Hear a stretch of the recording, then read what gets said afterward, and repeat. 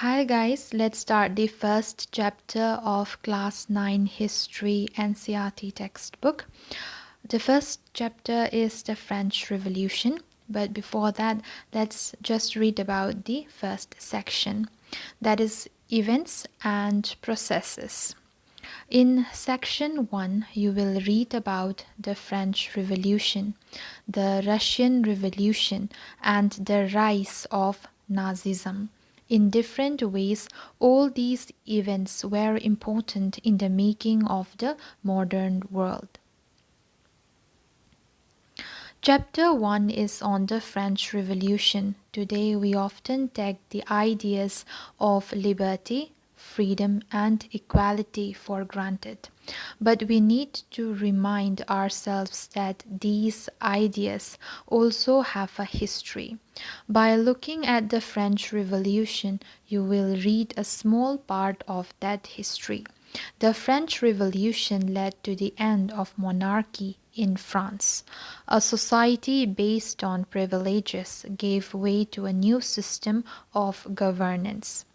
The Declaration of the Rights of Man during the Revolution announced the coming of a new time. The idea that all individuals had rights and could claim equality became part of a new language of politics.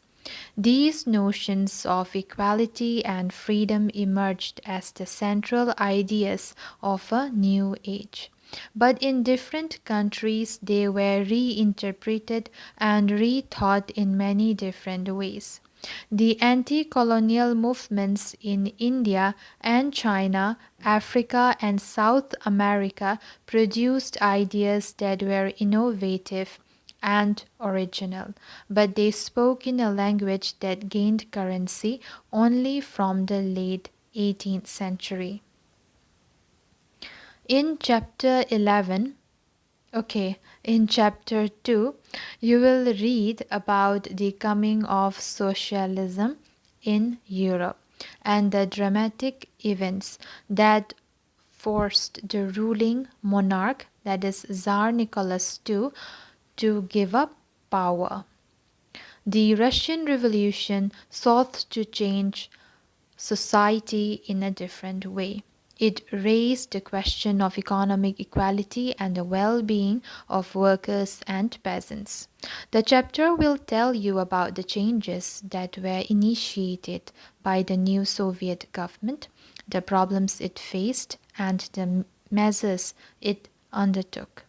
While Soviet Russia pushed ahead with industrialization and mechanization of agriculture, it denied the rights of citizens that were essential to the working of a democratic society. The idea of socialism, however, became part of the anti-colonial movements in different countries. Today, the Soviet Union has broken up and socialism is in crisis, but through the 20th century, it has been a powerful force in the shaping of the contemporary world. Chapter 3 will take you to Germany. It will discuss the rise of Hitler and the politics of Nazism. You will read about the children and women in Nazi Germany, about schools and concentration camps. You will see how Nazism denied various minorities a right to live, how it drew upon a long tradition of anti-Jewish feelings to persecute the Jews, and how it waged a relentless battle against democracy and socialism. But the story of Nazism's rise is not only about a few specific events, about massacres and killings. It is about the working of an elaborate and frightening system which operated at different levels. Some in India were impressed with the ideas of Hitler, but most watched the rise of Nazism with horror. The history of the modern world is not simply a story of the unfolding of freedom and democracy. It has also been a story of violence and tyranny, death and destruction. So let's start our first chapter, that is the French Revolution. On the morning of 14 July 1789, the city of Paris was in a state of alarm. The king had commanded troops to move into the city. Rumors spread that he would soon order the army to open fire upon the citizens. Some 7,000 men and women gathered in front of the town hall and decided to form a people's militia. They broke into a number of government buildings in search of arms. Finally, a group of several hundred people marched towards the eastern part of the city and stormed the fortress prison, the Bastille, where they hoped to find hoarded ammunition. In the armed fight that followed, the commander of the Bastille was killed and the prisoners released, though there were only 7 of them. Yet the Bastille was hated by all because it stood for the despotic power of the king. The fortress was demolished, and its stone fragments were sold in the markets to all those who wished to keep a souvenir of its destruction. The days that followed saw more rioting both in Paris and the countryside. Most people were protesting against the high price of bread. Much later, when historians looked back upon this time, they saw it as the beginning of a chain of events that ultimately led to the execution of the king in France. Though most people at the time did not anticipate this outcome, how and why did this happen? Figure 1, Storming of the Bastille. Soon after the demolition of the Bastille, artists made prints commemorating the event. French society during the late 18th century. In 1774, Louis XVI of the Bourbon family of kings ascended the throne of France. He was 20 years old and married to the Austrian princess Marie Antoinette. Upon his accession, the new king found an empty treasury. Long years of war had drained the financial resources of France. Added to this was the cost of maintaining an extravagant court at the immense palace of Versailles. Under Louis XVI, France helped the 13 American colonies to gain their independence from the common enemy, Britain. The war added more than £1 billion to a debt that had already risen to more than £2 billion. Lenders who gave the state credit now began to charge 10% interest on loans. So the French government was obliged to spend an increasing percentage of its budget on interest payments alone to meet its regular expenses, such as the cost of maintaining an army, the court, running government offices or universities. The state was forced to increase taxes. So they were forced to increase taxes, yet even this measure would not have sufficed. French society in the 18th century was divided into three estates, and only members of the third estate paid taxes. The Society of Estates was part of the feudal system that dated back to the Middle Ages. The term old regime is usually used to describe the society and institutions of France before 1789. So let's see. Figure number 2, society of estates. Note that within the third estate some were rich and others poor. Okay, so the first estate, it consists of clergymen. Then second estate, nobility. Third estate, big businessmen, merchants, court officials, lawyers, etc. Peasants and artisans, small peasants, landless laborers, servants. Figure 2 shows how the system of estates in French society was organized. Peasants made up about 90% of the population. However, only a small number of them owned the land they cultivated. About 60% of the land was owned by nobles. So just see, 90% of the population are peasants, but 60% of the land are being owned by the nobles, the church, and other richer members of the third estate. The members of the first two estates, that is, the clergy and the nobility, enjoyed certain privileges by birth. The most important of these was exemption from paying taxes to the state. So the first two states, they do not pay any taxes. Only the third estate paid the taxes. The nobles further enjoyed feudal privileges.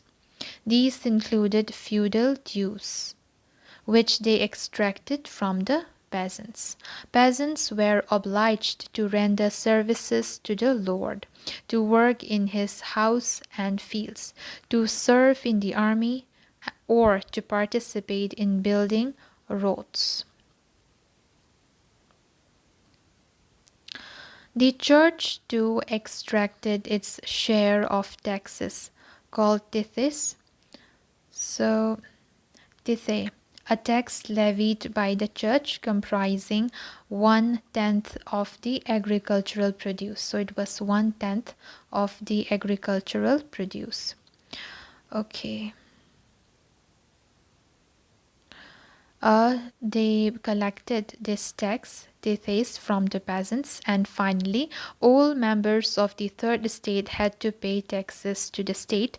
This included a direct tax called tele. Okay, so tele, tax to be paid directly to the state. And a number of indirect taxes which were levied on articles of everyday consumption like salt or tobacco. So they have to pay taxes for consuming salt or tobacco. The burden of financing activities of the state through taxes was borne by the third estate alone. So livre, unit of currency in France, discontinued in 1794. Clergy, group of persons invested with special functions in the church. Okay, here's a figure. So figure 3, the spider and the fly, and anonymous itching. So here it's written that this poor fellow brings everything: grain, fruits, money, salad. The fat lord sits there, ready to accept it all. He does not even care to grace him with a look. So he doesn't even look at the peasants or the servants. The nobleman is the spider. the peasant the fly. The more the devil has, the more he wants. Okay, there's no end to his greed. The struggle to survive. The population of France rose from about 23 million in 1715 to 28 million in 1789. This led to a rapid increase in the demand for food grains. This led to a rapid increase in the demand for food grains. Production of grains could not keep pace with the demand. So the price of bread, which was the staple diet of the majority, rose rapidly. Most workers were employed as laborers in workshops whose owner fixed their wages, but wages did not keep pace with the rise in prices. So the gap between the poor and the rich widened. Things became worse whenever drought or hail reduced the harvest. This led to a subsistence crisis, something that occurred frequently in France during the old regime. So, what is this subsistence crisis? It's an extreme situation where the basic means of livelihood, that is, food, shelter, clothing, so the basic means of livelihood are endangered. So this is called subsistence crisis. So what does this anonymous mean? One whose name remains unknown. 1.2, how a subsistence crisis happens. And we have 1.3, a growing middle class envisages an end to privileges. In the past, peasants and workers had participated in revolts against increasing taxes and food scarcity, but they lacked the means and programs to carry out full-scale measures that would bring about a change in the social and economic order. This was left to those groups within the Third Estate who had become prosperous and had access to education and new ideas.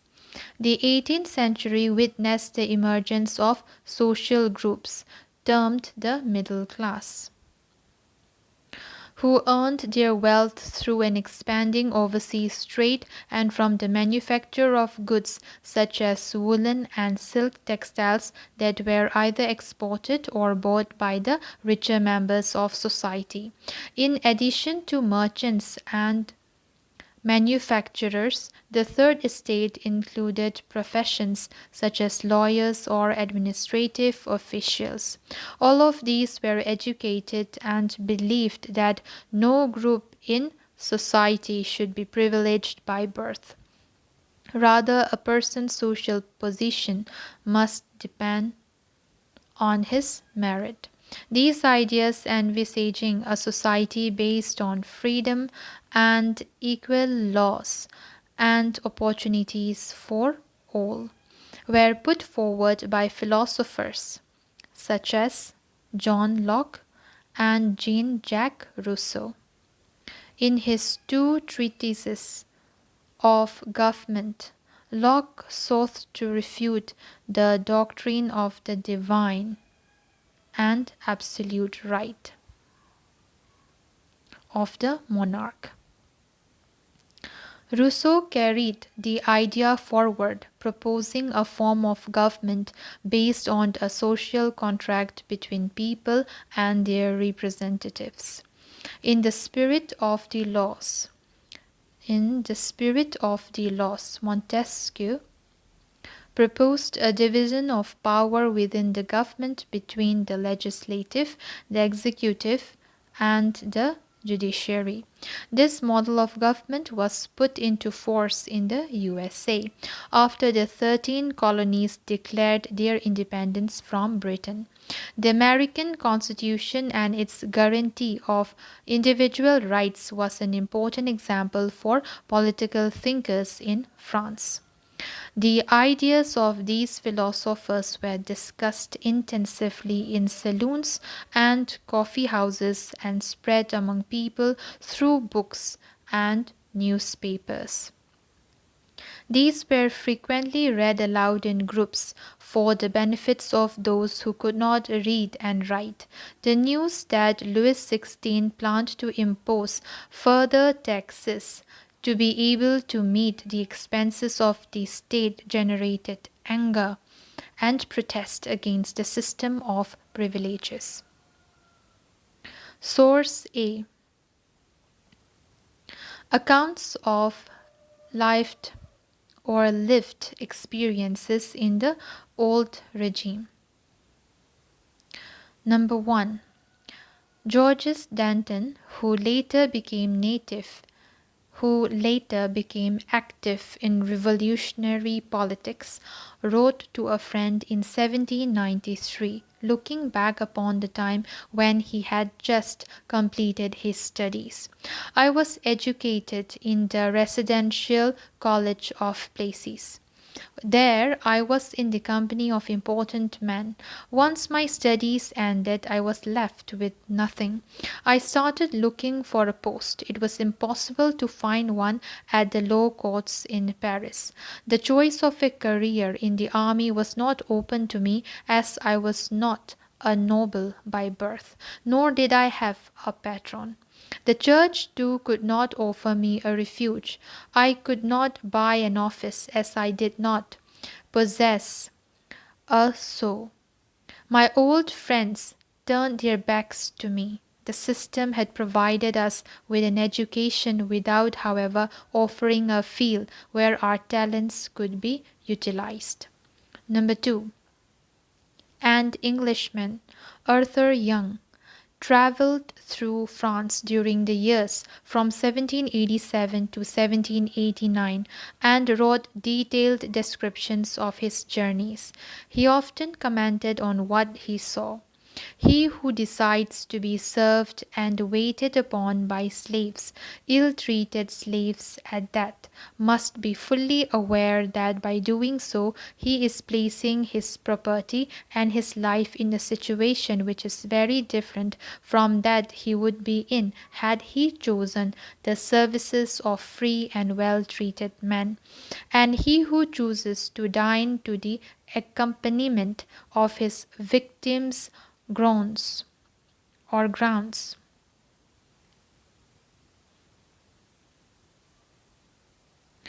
And he who chooses to dine to the accompaniment of his victims' groans should not complain if during a riot his daughter gets kidnapped or his son's throat is slit. Number 2. The outbreak of the revolution. Louis XVI had to increase taxes for reasons you have learned in the previous section. How do you think he could have gone about doing this? In France of the old regime, the monarch did not have the power to impose taxes according to his will alone. Rather, he had to call a meeting of the Estates General, which would then pass his proposals for new taxes. The Estates General was a political body to which the three estates sent their representatives. However, the monarch alone could decide when to call a meeting of this body. The last time it was done was in 1614. On 5th May 1789, Louis XVI called together an assembly of the Estates General to pass proposals for new taxes. A resplendent hall in Versailles was prepared to host the delegates. The first and second estates sent 300 representatives each, who were seated in rows facing each other on two sides, while the 600 members of the third estate had to stand at the back.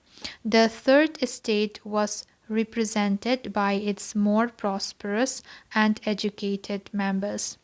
Peasants, artisans, and women were denied entry to the assembly, so they were denied entry.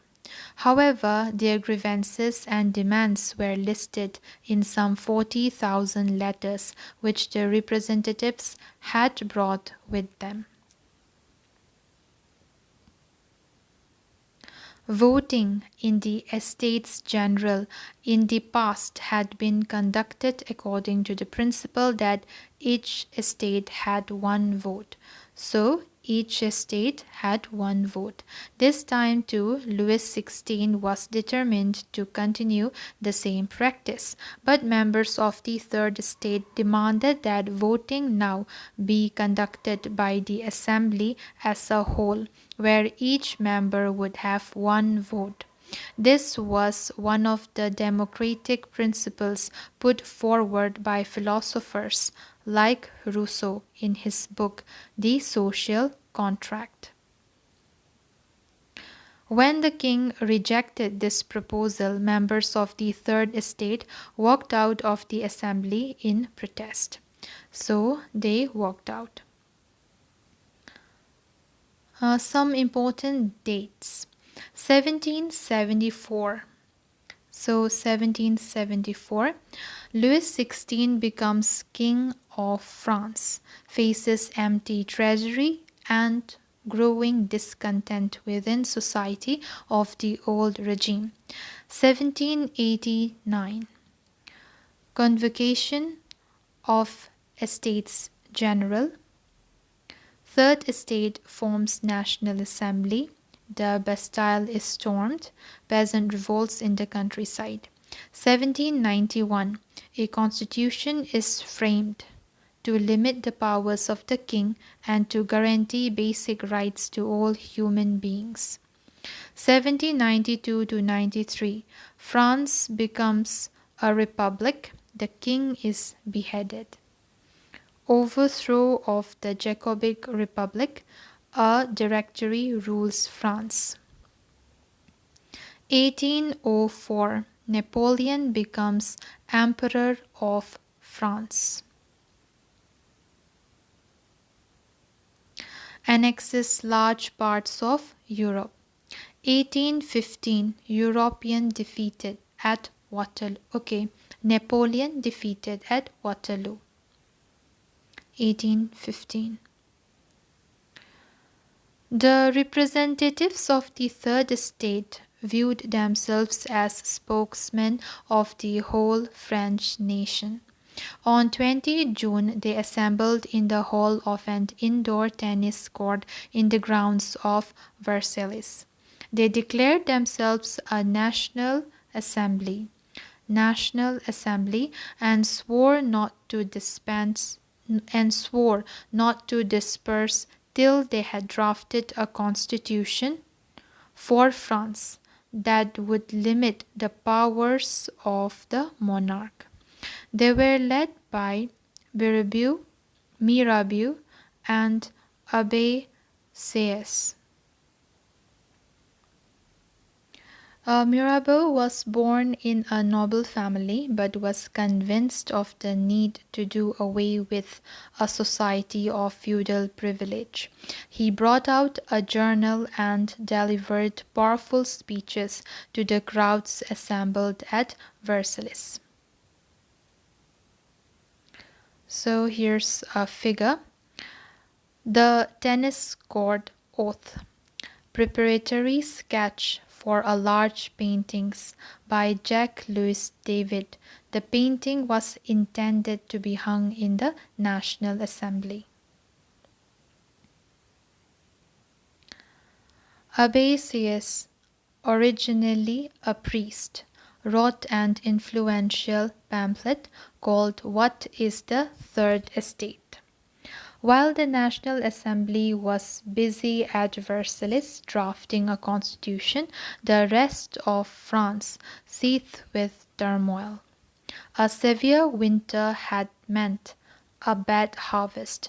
The price of bread rose. Often bakers exploited the situation and hoarded supplies.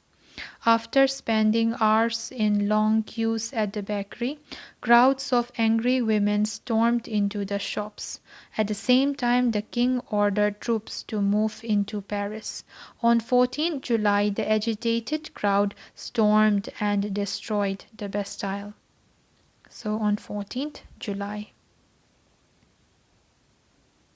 In the countryside, rumors spread from village to village that the lords of the manor had hired bands of brigands who were on their way to destroy the rib crops. So, manor is an estate consisting of the lord's lands and his mansion. Caught in a frenzy of fear, peasants in several districts seized hoes and pitchforks and attacked Setocs. Castle or stately residence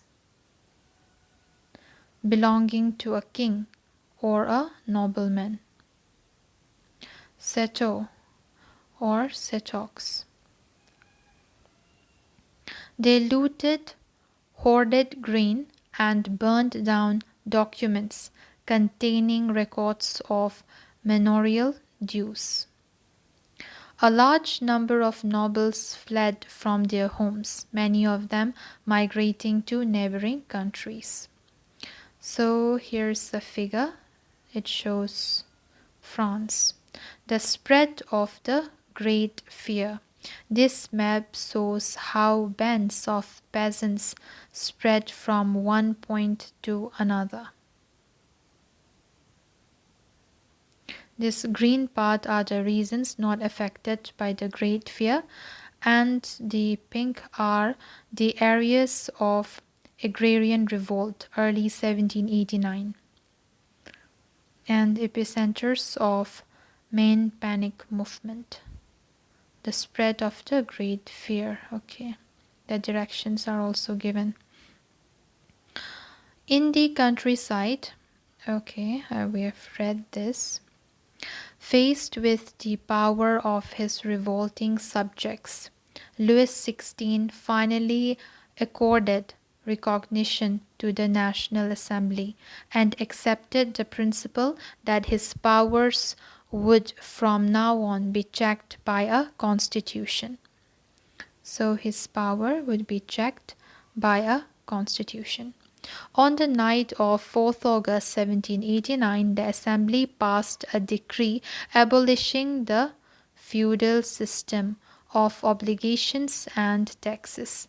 Members of the clergy, too, were forced to give up their privileges. Tithes were abolished. They were abolished, and lands owned by the church were confiscated. As a result, the government acquired assets worth at least 2 billion livres. 2.1 France becomes a constitutional monarchy. The National Assembly completed the draft of the Constitution in 1791. So the draft of the Constitution was completed in 1791. Its main object was to limit the powers of the monarch. These powers, instead of being concentrated in the hands of one person, were now separated and assigned to different institutions: the legislature, executive, and judiciary. This made France a constitutional monarchy. Figure 7 explains how the new political system worked. So, figure number 7, the political system under the Constitution of 1791. Okay, there are active citizens and there are passive citizens. So, who are these passive citizens? They constitute women, children, and youth below 25 years of age. And they had no voting rights, and it was about 3 million men. So the active citizens entitled to vote about 4 million of a population of 28 million. So these active citizens, they voted and they elect these electors, about 50,000 men. And this 50,000 men, they again do election and they vote and they elect 745 members to form the National Assembly. And this National Assembly is the legislature, that is, they make the laws. Then this National Assembly, it controls the king, which is the executive, and they also, this National Assembly, it also controls the ministers. So the king and the ministers, they are the executive. Then we have the judiciary. The active citizens, which are 4 million in number, they vote and they select judges. And so this forms the judiciary. Then we have the executive, then we have the legislature. So this is the political system under the Constitution of 1791. The Constitution of 1791 vested the power to make laws in the National Assembly. So National Assembly makes the law, which was indirectly elected. So the members of the National Assembly are indirectly elected. That is, citizens voted for a group of electors who in turn choose the assembly. Not all citizens, however, had the right to vote. Only men above 25 years of age who paid taxes equal to at least 3 days of a laborer's wage were given the status of active citizens. That is, they were entitled to vote. The remaining men and all women were classed as passive citizens. To qualify as an elector and then as a member of the assembly, a man had to belong to the highest brackets of taxpayers. Figure 8. The Declaration of the Rights of Man and Citizen, painted by the artist Le Barbier in 1790. The figure on the right represents France. The figure on the left symbolizes the law. So we have source C. The Declaration of Rights of Man and Citizen. Number 1. Men are born free and remain free and equal in rights. Number 2. The aim of every political association is the preservation of the natural and inalienable rights of man.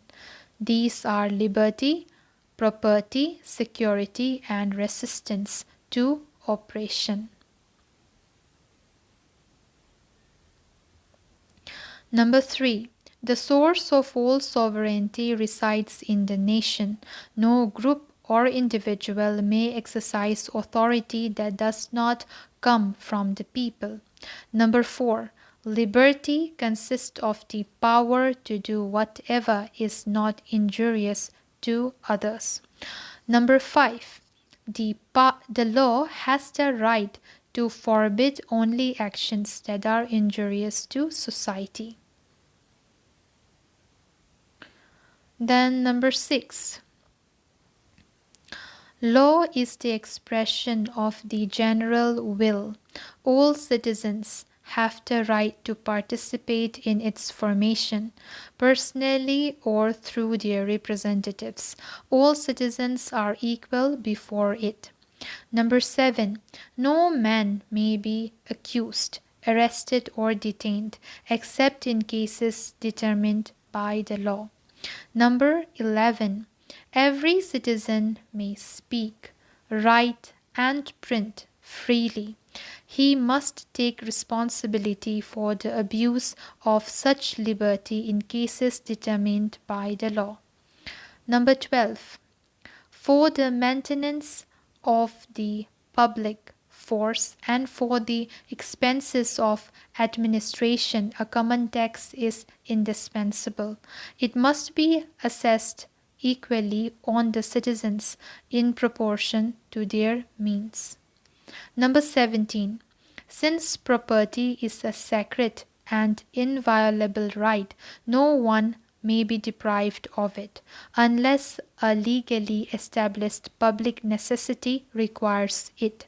In that case, a just compensation must be given in advance. So, these are the Declaration of Rights of Man and Citizen. The Constitution began with a declaration of the rights of man and citizen. Rights such as the right to life, freedom of speech, freedom of opinion, equality before law were established as natural and inalienable rights.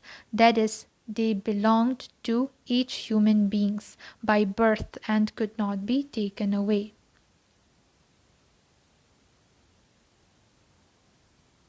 It was the duty of the state to protect each citizen's natural rights. Source B. A revolutionary journalist, Jean-Paul Marat, commented in his newspaper, L'Ami du Peuple, the friend of the people, on the constitution drafted by the National Assembly. The task of representing the people has been given to the rich. The lot of the poor and oppressed will never be improved by peaceful means alone. Here we have absolute proof of how wealth influences the law. Yet laws will last only as long as the people agree to obey them. And when they have managed to cast off the yoke of the bureaucrats, they will do the same to the other owners of wealth.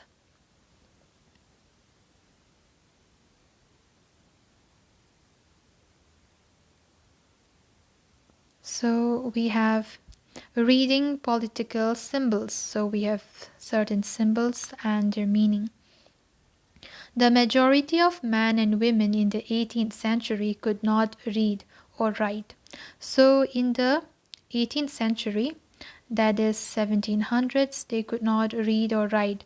So images and symbols were frequently used instead of printed words to communicate important ideas. The painting by Le Barbier uses many such symbols to convey the content of the Declaration of Rights.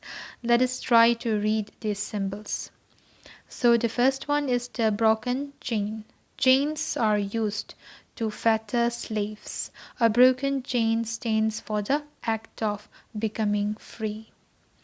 Then we have the bundle of rods or faces. One rod can be easily broken, but not an entire bundle. Strength lies in unity. The eye within a triangle radiating light. The all-seeing eye stands for knowledge. The rays of the sun will drive away the clouds of ignorance. Then we have scepter, symbol of royal power. Then we have snake biting its tail to form a ring, symbol of eternity. A ring has neither beginning nor end. Then we have the red Phrygian cape. Cap worn by a slave upon becoming free. So it's a red Phrygian cape. Then blue, white, red. Blue, white, red. The national colors of France. The winged women, personification of the law. The law tablet. The law is the same for all, and all are equal before it.